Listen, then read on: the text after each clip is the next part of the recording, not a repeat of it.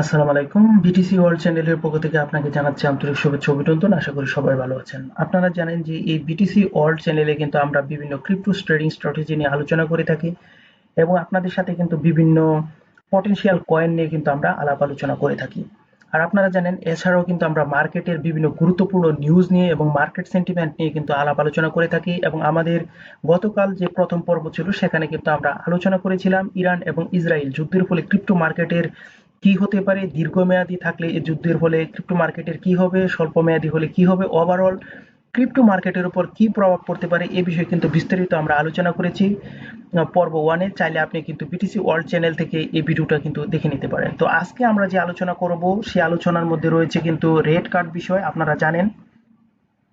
তো আজকে কিন্তু আমরা আপনাদের সাথে আলোচনা করব যে ফেড চেয়ারম্যান জেরোমি পায়েল আসলে কে, উনি রেড কার্ড কেন করছেন না, রেড কার্ড না করলে ক্রিপ্টো মার্কেটের জন্য কি ক্ষতি হবে, রেড কার্ড করলে ক্রিপ্টোর কি ভালো, উনি কি আসলেই রেড কার্ড করবেন, উনার ক্ষমতা কবে শেষ হতে যাচ্ছে। তো এই সকল বিস্তারিত বিষয় নিয়ে কিন্তু আজকে আমাদের থাকবে পর্ব 2। তো চলুন আজকে আমরা আলোচনা শুরু করি। আপনারা প্রথমেই কিন্তু জেরোমি পাওয়েল সম্পর্কে কিছু তথ্য জেনে নেবেন। জেরোমি পাওয়েল কিন্তু 1953 সালে ওয়াশিংটন ডিসিতে কিন্তু জন্মগ্রহণ করেন এবং উনি কিন্তু প্রিন্সটন ইউনিভার্সিটিতে কিন্তু পড়াশোনা করেছেন, আপনারা জানেন। তো উনি কিন্তু প্রথমবার মানে 5ই ফেব্রুয়ারি 2018 সালে কিন্তু তিনি 16তম ফেড চেয়ারম্যান হিসেবে কিন্তু দায়িত্ব নেন এবং 2022 সালে তাকে কিন্তু জো বাইডেন পুনরায় কিন্তু দ্বিতীয় মেয়াদে তাকে কিন্তু নিয়োগ দেওয়া হয় এবং তিনি কিন্তু ওই দায়িত্ব গ্রহণ করেন মে মাসের 23 তারিখ 2022 থেকে এবং বর্তমান পর্যন্ত কিন্তু উনি তার পদে কিন্তু বহাল রয়েছেন। আর ওই সময়ের একটা কথা আপনাদেরকে অবশ্যই বলে দিই, ওই সময় কিন্তু বিটকয়েনের যে প্রাইস ছিল কিন্তু শুধুমাত্র $7,000 এবং উনার 1 মাস পরে কিন্তু বিটিসির দাম হয়ে যায় $10,000। সো এখন আমরা কিন্তু বর্তমানে দেখছি যে উনি থাকার কারণে কিন্তু ক্রিপ্টো মার্কেটে পজিটিভ কোনো বিষয় আমরা লক্ষ্য করছি না, ক্রিপ্টো মার্কেটের কোনো পাম্প হচ্ছে না সে বড় ধরনের, কারণ রেড কার্ড যদি না করা হয় তাহলে কিন্তু ক্রিপ্টো মার্কেটের মধ্যে সে একটা বড় ধরনের পাম্প কিন্তু আমরা লক্ষ্য করতে পারি না। তো কেন রেড কার্ড করছেন না এই বিষয়টা নিয়েও কিন্তু জানেন যে আজকে আমরা কিন্তু আলোচনা করব।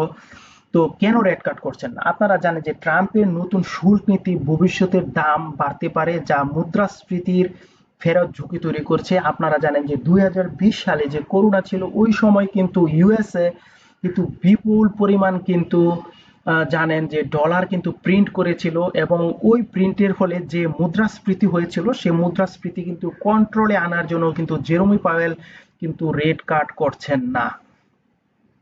তো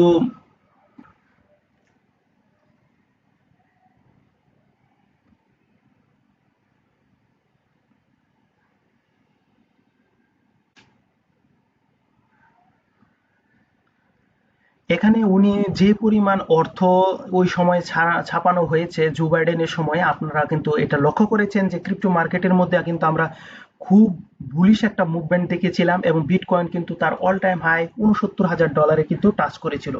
এখন মানে এই সকল বিষয় কিন্তু নির্ভর করেছিল ওই সময়ের যে মানি প্রিন্টিং এর বিষয়ে এবং এই মানি প্রিন্টিং এর জন্য কিন্তু ক্রিপ্টো মার্কেট কিন্তু হিউজ পাম্প করে এবং মুদ্রাস্ফীতি দেখা দেয় কিন্তু ডলারের। সো তাই ফেড চেয়ারম্যান যিনি উনি কিন্তু ভবিষ্যৎ সূচকের দিকে কিন্তু এগিয়ে দেখছেন এবং ডেটা ভিত্তিক সিদ্ধান্ত নিতে কিন্তু তিনি চাচ্ছেন। ফলে তিনি কিন্তু একটা নির্দিষ্ট সীমার মধ্যে রাখছেন এবং সে এই পরিমাণ কিন্তু আমরা রেট কাট এখানে কিন্তু লক্ষ্য করছি না। এখানে আপনারা জানেন যে যদি উচ্চ সুদের হার থাকে বিনিয়োগকারীরা কিন্তু স্টক, বন্ড, ক্রিপ্টো এই সকল বিষয়ে কিন্তু আগ্রহ হারিয়ে ফেলবেন। এখন একজন মানুষ যদি $100 দিয়ে ট্রেড করে যদি উনি $110 যদি উনি আর্ন করেন এবং $10 যদি উনি রেট কাট করে কেটে যায় তাহলে কিন্তু ওনার কোনো প্রফিট থাকছে না। সো এই সকল যদি রেট কাটটা যদি এখানে উচ্চ থাকে তাহলে কিন্তু মানুষ ক্রিপ্টোর প্রতি আগ্রহ হারিয়ে ফেলে। আশা করি বিষয়টা বুঝতে পারছেন। আর যদি এখানে রেট কাট করা হয় তাহলে কি হবে, আপনারা জানেন যদি রেট কাট কম হয় তাহলে বিনিয়োগকারীরা কিন্তু কম সুদে বিভিন্ন পরিমাণ কিন্তু অর্থ বিভিন্ন ব্যাংক থেকে কিন্তু ওরা নিতে পারবে এবং ওই সময় কিন্তু তারা বিভিন্ন রিস্কি যে অ্যাসেট আছে আপনারা জানেন ক্রিপ্টো অ্যাসেট, বিটকয়েন, ইথেরিয়াম ইত্যাদিতে কিন্তু ওনারা ইনভেস্ট করতে সাহস নেবেন। তখন মুদ্রাস্ফীতি আবার বাড়লে পুনরায় কিন্তু ফেড যে রেট কাট এটা কিন্তু এর জন্য কিন্তু আবার উদ্যোগ নিতে পারেন।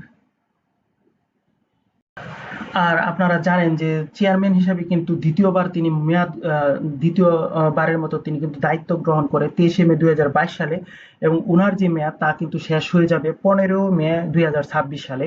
সো এখানে যে রেড কার্ড হচ্ছে না এরকম না, কিন্তু অনেকে দাবি করছেন যে 2025 সালের শেষের দিকে কিন্তু তিনি রেড কার্ড করতে পারেন। তো এক নজরে যদি বলি কেন রেড কার্ড করছেন না, তাহলে প্রশ্নটির উত্তর হবে যে ট্যারিফের যে অনিশ্চয়তা এটি শ্রমবাজার শক্তিশালী এবং ভবিষ্যৎ পূর্বাভাস দেখে কিন্তু তিনি সিদ্ধান্ত নিতে চাচ্ছেন। এই সকল কারণে কিন্তু তিনি রেড কার্ড করছেন না। আর রেড কার্ড না করলে কি হবে, রেড কার্ড যদি না করা হয় তাহলে কিন্তু ক্রিপ্টো মার্কেটের উপর, রিস্কি অ্যাসেটের উপর কিন্তু মানুষের ইনভেস্টমেন্ট করার আগ্রহ হারিয়ে ফেলবে। ফলে এখানে কিন্তু আমরা কোনো ধরনের বুলিশ মুভমেন্ট সে একটা দেখতে পারবো না। এবং রেড কার্ড করলে কি হবে এই বিষয়টা আমরা আলোচনা করেছি। রেড কার্ড যদি করা হয় তাহলে বিভিন্ন লিকুইডিটি মার্কেটে কিন্তু বেড়ে যাবে। আপনারা জানেন বিভিন্ন যেহেতু সুদের হার কম থাকবে, বিভিন্ন প্রতিষ্ঠান থেকে কিন্তু তারা লোন নিয়ে এই রিস্কি অ্যাসেটে কিন্তু ইনভেস্টমেন্ট করার মতো সাহস কিন্তু অর্জন করবে। আর পাওয়েলের যে মেয়াদ তা কিন্তু 2026 সালে কিন্তু শেষ হয়ে যাবে জুনে। তো এখানে একটা বিষয় বলে রাখা ভালো যে উনি থাকলে যে কেবলমাত্র মার্কেটে যে নেগেটিভ সেন্টিমেন্ট চালু হবে তা কিন্তু নয়। জেরুমি পাওয়েল কিন্তু 2018 সাল থেকে আছেন, এবং বর্তমান ওই সময় তার যে দায়িত্ব গ্রহণ করেছিলেন ওই সময় কিন্তু বিটকয়েনের প্রাইস ছিল মাত্র আপনারা জানেন যে প্রায় $8,000 কাছাকাছি, এবং 1 মাস পরে কিন্তু তা $10,000 হয়, এবং বর্তমানে কিন্তু 1,02,000 এবং অল টাইম হাই $1,12,000 কিন্তু টাচ করে। তার মানে এই না যে ক্রিপ্টো মার্কেট কিন্তু এখান থেকে ভালো পজিশন করতে পারবে না। তো যে ধরনের পাম্প, ওয়ার্ল্ড কয়েনের মধ্যে যে ধরনের পাম্প, এই সকল পাম্প এবং যদি আমরা দেখতে চাই তাহলে কিন্তু অবশ্যই রেট কাট করতে হবে। অন্যথায় কিন্তু এই ধরনের বড় স্পাইক কিন্তু আমরা কোনোভাবে আশা করতে পারি না। আর আপনারা এও জানেন যে ডোনাল্ড ট্রাম্প কিন্তু এই জেরমি পায়েলকে কিন্তু বরাবরই কিন্তু চাপ দিচ্ছেন যাতে রেট কাট করা হয়। এবং আপনারা জানেন যে ডোনাল্ড ট্রাম্প কিন্তু একটা বড় ধরনের কিন্তু ল পাস করতে যাচ্ছে, তা হচ্ছে বিগ বিউটিফুল ডিল।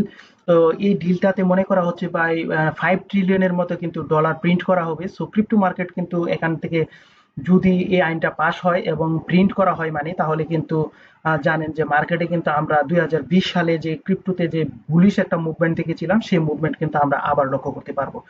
তো ডোনাল্ড ট্রাম্প যে জেরমি পাওয়েলকে নিয়ে যে টুইট করেছেন, টুইটটা আমরা এক নজরে আপনাকে দেখাতে চাই।